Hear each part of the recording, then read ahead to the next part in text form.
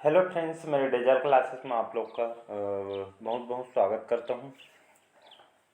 तो यहाँ पे साइंस के मोस्ट इम्पोर्टेंट क्वेश्चन करते हैं यहाँ पे, जो आपके हर एग्जाम के लिए चाहे एसएससी, रेलवे, यूपीएससी कोई भी एग्जाम के प्रिपरेशन कर रहे होंगे तो लगभग सभी एग्जाम को आपका कवर कराएगा। साथ ही साथ चाहे आप स्टेट के कोई भी एग्जाम की तैयारी कर रहे हैं, चाहे आप सेंट्रल गवर्नमेंट, तो आपके सभी एग्जाम में यहाँ से जितना मैं क्वेश्चन लिए हूँ सारे आपके लूसेंट से क्वेश्चन को लिया गया है और सभी जो क्वेश्चन तैयार किया गया है इम्पोर्टेंट है। आप कोई भी एग्जाम के प्रिपरेशन कर रहे हो तो प्रीवियस ईयर के क्वेश्चन को भी यहाँ पे सॉल्व करके देख सकते हैं। तो चलिए सेशन को बढ़ाते हैं। पहली बार आए हैं तो चैनल को सब्सक्राइब करके रख लीजिए ताकि नोटिफिकेशन आप तक पहुँच पाए, और पिछले क्लासेस को भी साथ ही साथ देखते चलिए। जितने भी क्वेश्चन मैं कंटेंट बना रहा हूँ सारे इम्पोर्टेंट है। क्लास लेते होंगे तो आपको यहाँ से कंटेंट पता चलता होगा।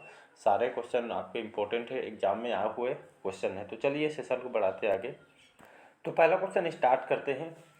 निम्नलिखित कौन सा जो आपका ऊष्मा का सबसे मतलब कम चालक है, तो ऊष्मा का सबसे कम चालक यहाँ पे पूछा गया तो कौन सा है आपका? चांदी, तांबा, शीशा या पारा? इसका जो करेक्ट आंसर हो जाएगा, तो इसका जो करेक्ट आंसर हो जाएगा आपका शीशा करेक्ट आंसर हो जाएगा। यहाँ से दो क्वेश्चन पूछता है, इस ऊष्मा का सबसे कम चालक पूछे तो आपको शीशा लेना है, और यहाँ पे आपका ऊष्मा का हो गया। और क्वेश्चन पूछा चांदी और ऊष्मा का जो सबसे अच्छा चालक किसको माना जाता है, तो शीशा को माना। ऊष्मा का सबसे कम चालक भी आपका शीशा है, तो इसको याद रखिए।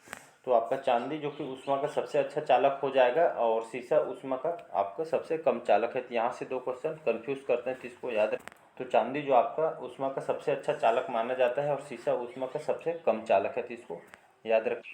अगला क्वेश्चन देखते हैं।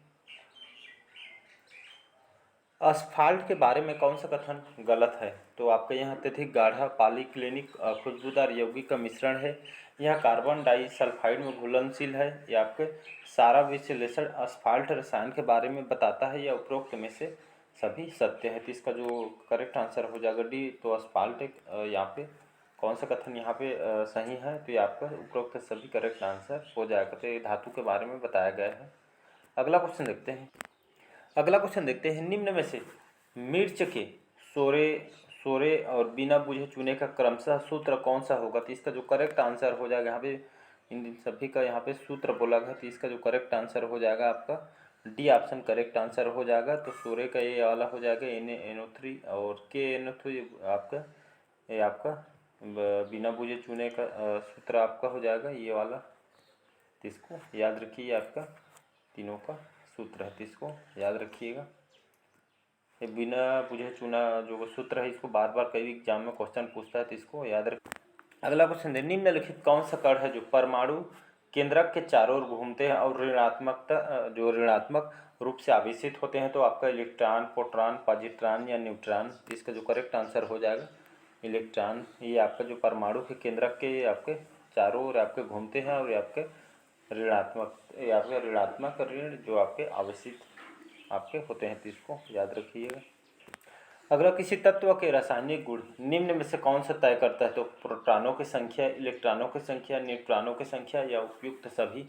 इसका जो करेक्ट आंसर हो जाएगा बी ऑप्शन करेक्ट आंसर हो जाएगा। तो किसी भी तत्व के जो रासायनिक गुण आपके यहाँ पे जो गुण है कौन यहाँ पे तय करता है? तो इलेक्ट्रॉनों की संख्या इसमें जो रासायनिक गुण ये आपका तय करती है, इसको याद रखिएगा। अगला क्वेश्चन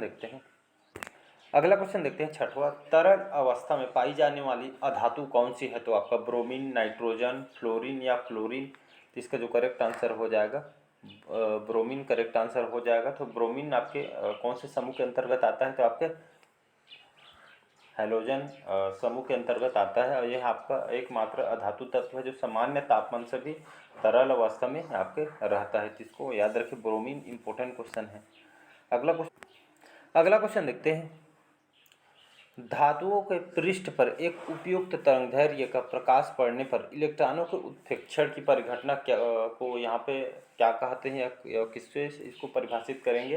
तो विद्युत अपघटन, आयनन, प्रकाश विद्युत प्रभाव या इनमें से कोई नहीं? इसका जो करेक्ट आंसर हो जाएगा सी ऑप्शन करेक्ट आंसर हो जाएगा। तो धातुओं के पृष्ठ पर एक उपयुक्त तरंगदैर्घ्य जो प्रकाश पड़ने पर इलेक्ट्रॉनों के उत्क्षेपण की जो परिघटना यहाँ पे प्रकाश वैद्युत प्रभाव कहलाएगा। तो इसका जो सी ऑप्शन यहाँ पे करेक्ट हो जाएगा। अगला, किसी विद्युत अपघट की असंलग्नता का स्तर किस पर निर्भर करता है? तो तनुता पे, अशुद्धता पे, वायुमंडलीय दाब पर या आपके विलयन की विधि पे। तो इसका जो करेक्ट आंसर हो जाएगा आपके तनुता पे निर्भर करता है। इसको याद रखिए। किसी विद्युत अपघट की जो असंलग्नता का स्तर जो आपके किस पे निर्भर करता है? तो आपके तनुता पर करता है। तो इसको याद रखिएगा। अगला क्वेश्चन देखते हैं। लोहे की जंग लगने की किसकी आवश्यकता होती है? तो लोग लगने के लिए यहाँ पे जो लोहे देखते हैं परत जमी रहती है, तो जंग लगने के लिए किसकी यहाँ पे आवश्यकता पड़ती है? तो ऑक्सीजन तथा कार्बन डाइऑक्साइड, ऑक्सीजन तथा जल, मात्र कार्बन डाइऑक्साइड या डी आपके मात्र ऑक्सीजन। इसका जो 9 का करेक्ट जो आंसर हो जाएगा बी ऑप्शन करेक्ट आंसर हो जाएगा। तो इसमें किससे आपका होता है? तो लोहे में जंग लगने के लिए आपको किसकी आवश्यकता होती है? आपका ऑक्सीजन और आपका जल, इन दोनों की आपका आवश्यकता पड़ती है इसमें। तो इसको याद रखिएगा। अगला क्वेश्चन है, ये कई बार एग्जाम में क्वेश्चन पूछा गया है, तो इसको याद रखिएगा। जर्मन सिल्वर में निम्नलिखित धातुएं पाई जाती है। इसमें कौन कौन सी धातु मिला रहता है जर्मन सिल्वर में? इसका जो करेक्ट आंसर हो जाएगा इसमें आपका तांबा, जस्ता और निकल, याद रखिएगा। तो तांबा, जस्ता और निकल ये आपके जर्मन सिल्वर में मिला होता है, ये धातु में। तो इसको याद रखिएगा। ये ऑप्शन करेक्ट आंसर हो जाएगा। अगला क्वेश्चन देखते हैं। नेक्स्ट क्वेश्चन देखते हैं। धातुओं के में पृष्ठ पर एक उपयुक्त तरंगदैर्घ्य प्रकाश पड़ने पर इलेक्ट्रॉनों के उत्क्षेपण की परिघटना को क्या कहते हैं? तो विद्युत अपघटन, आयनन, प्रकाश वैद्युत प्रभाव या इनमें से कोई नहीं। इसका जो करेक्ट जो आंसर हो जाएगा 11 का सी ऑप्शन करेक्ट आंसर हो जाएगा। याद रखिएगा। तब धातुओं के पृष्ठ पर एक उपयुक्त तरंगदैर्घ्य जो प्रकाश पड़ने पर इलेक्ट्रॉनों के उत्क्षेपण की परिघटना यहाँ पे प्रकाश वैद्युत प्रभाव कहलाता है। इसका सी ऑप्शन याद रखिएगा। अगला क्वेश्चन देखते हैं। मुद्रणालय में प्रयुक्त टाइप धातु किसके अलाय होते हैं? तो सीसा और तांबा, सीसा और एंटीमनी, सीसा और बिस्मिथ या सीसा और जिंक। इसका जो करेक्ट आंसर हो जाएगा सीसा और आपका एंटीमनी। आपके जो जहाँ पे जो मुद्रालय होते हैं इसमें प्रयुक्त जो टाइप धातु किसके अलाय होते हैं? तो सीसा और आपके एंटीमनी। इसको याद रखिए, इस धातु के अलाय होते हैं। अगला क्वेश्चन है, निम्नलिखित कौन सी धातु अन्य धातुओं के साथ अमलगम बनाती है? तो आपका सीसा, रांगा, जिंक या आपका पारद। तो इसका जो करेक्ट आंसर हो जाएगा पारद। याद रखिएगा, ये जो धातु होती है आपके जो बहुत सारे अन्य धातुओं के साथ आपका अमलगम बनाती है। तो इसका डी ऑप्शन याद रखिएगा। अगला क्वेश्चन देखते हैं। स्वर्ण की शुद्धता कैरेट में व्यक्त की जाती है। सभी को पता, जो स्वर्ण जो धातु होती है उसको कैरेट में हम व्यक्त करते हैं। मतलब जो सोना होता है जो हम खरीदी करते हैं कैरेट के हिसाब से आता है। शुद्ध सोने का अशुद्ध सोने का अलग अलग। तो वैसे बोला गया है स्वर्ण की शुद्धतम रूप में, मतलब जो शुद्ध सोना है उसकी कितने कैरेट का होता है? तो 24 कैरेट, 99.6 कैरेट, 99.6 कैरेट या आपके 22 कैरेट। इसका जो करेक्ट आंसर हो जाएगा तो आपका जो शुद्ध जो सोना होता है इसका कितने कैरेट का होता है? आपका 24 कैरेट का होता है। इसको याद रखिएगा।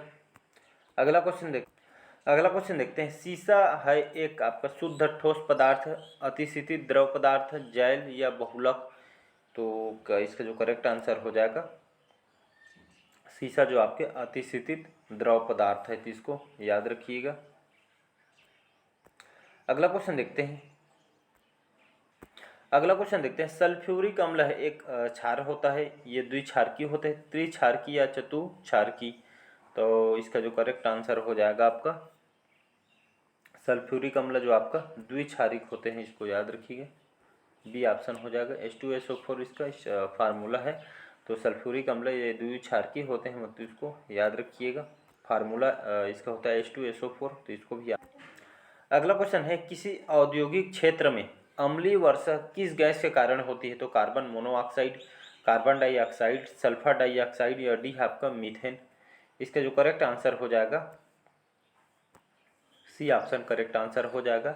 तो किसी औद्योगिक क्षेत्र में अम्लीय वर्षा जो होती है आपके कौन सी गैस के कारण होता है? तो आपके सल्फर डाइऑक्साइड। एग्जाम में क्वेश्चन पूछा जा चुका है, तो इसको याद रखिएगा।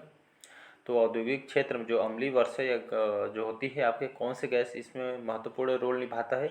तो आपका सल्फर डाइऑक्साइड, इसको याद रखिएगा, SO2। अगला क्वेश्चन देखते हैं। गैस तापमापी गैस तापमापी और आपके द्रव तापमापियों की तुलना में ज़्यादा संवेदी होती है आपके इसमें जो क्योंकि गैस इसमें सम्मिलित होती है, इसका जो प्रसार गुणांक अधिक होता है, इससे हल्की होती है, इसकी विशिष्ट ऊष्मा कम होती है या इसकी विशिष्ट ऊष्मा अधिक होती है। इसका जो करेक्ट आंसर हो जाएगा ए ऑप्शन हो जाएगा। तो गैस तापमापी जिसमें आपका द्रव तापमापी की तुलना में सबसे ज़्यादा संवेदी होती है आपके, इसमें जो गैस का जो प्रसार गुणांक सबसे अधिक होता है, तो इसका ए ऑप्शन करेक्ट आंसर हो जाएगा। अगला क्वेश्चन देखते हैं। धूम्र बम बनाने के लिए निम्नलिखित किसका प्रयोग किया जाता है, या बम बनाने के लिए किसका यहाँ पे उपयोग किया जाता है? तो ये आपका सल्फर, फास्फोरस, हाइड्रोजन, कार्बन। तो इसका जो करेक्ट आंसर हो जाएगा फास्फोरस करेक्ट आंसर हो जाएगा। तो जो जहाँ पे जो बम वगैरह, धूम्र बम बनाने के लिए यहाँ पे जो फटाखे वगैरह बनाते हैं, तो इसमें याद रखिए फास्फोरस ये आपका मिलाया जाता है धूम्र बम बनाने के लिए, तो इसको याद रखिएगा। अगला क्वेश्चन देखते हैं। अंडा मृदु जल में डूब जाता है किंतु नमक के सांद्र घोल में आपके तैरता है, ये आपका किस कारण या क्योंकि? ये आपका अंडा घोल से नमक का अवशोषण करता है और फैल जाता है इसलिए, या एल्ब्यूमिन नमक के घोल में घुल जाता है और अंडा हल्का हो जाता है इसलिए, या नमक में घोल का घनत्व अंडे के घनत्व से अधिक हो जाता है, या जल का पृष्ठ तनाव अधिक होता है। तो इसका जो करेक्ट आंसर हम देखें 20 का, यहाँ पे सी ऑप्शन करेक्ट आंसर हो जाएगा। तो इसका सी ऑप्शन करेक्ट आंसर हो जाएगा। तो अंडा जो आपके मृदु जल में यहाँ पे ये आपका अंडा नीचे चले जाता है, डूब जाता है, और ये आपका जो नमक का जो सांद्र घोल जो बना होता है, इसमें आपका जो अंडा होता है आपके मतलब तैरता रहता है, ऊपर में रहता है। तो आपके किस कारण होते हैं? तो नमक के जो घोल होता है इसमें इस घनत्व के अंडे के घनत्व अधिक हो जाते हैं, इसीलिए यहाँ पे नमक के सांद्र में ये आपका घोल में तैरता रहता है इसी कारण। तो नमक के घोल का घनत्व अंडे के घनत्व अधिक होने के कारण आपके नमक के सांद्र में घोल में आपका तैरता रहता है। इसका जो करेक्ट आंसर हो जाएगा सी ऑप्शन, याद रखिएगा। तो आज का सेशन कैसा लगा कमेंट करके ज़रूर बताइएगा। पहले बार आए हैं तो चैनल को सब्सक्राइब करके रख लीजिएगा ताकि नोटिफिकेशन आप तक पहुंच पाए। तो चलिए अगले पार्ट में मिलते हैं। कमेंट करके आपका जो स्कोर कितना बढ़ रहा है ये भी कमेंट बॉक्स में कमेंट करके बताया करिए, ताकि आपका जो स्कोर आपके पता चलेगा आपका तैयारी कहाँ तक हो रही है। तो चलिए मिलते हैं अगले पार्ट में। साथ ही साथ मैं डेली बेस पे करंट अफेयर्स भी पढ़ाता हूँ, तो आप डेली बेस पे करंट अफेयर्स भी पढ़ सकते हैं। इंपॉर्टेंट है, यहाँ से भी 7 से 8 क्वेश्चन पूछे जाते हैं आपके हर एग्जाम में, तो बहुत मायने रखते हैं। तो चलिए मिलते हैं अगले पार्ट में। और छत्तीसगढ़ के जीएस भी अपलोड कर रहा हूँ मैं, साथ ही साथ हम शायद आज से जो चैप्टर छूटा हुआ मैं उसको कवर करा दूँगा, फिर हम सीधा MCQ क्वेश्चन ही करेंगे। तो चलिए, थैंक यू।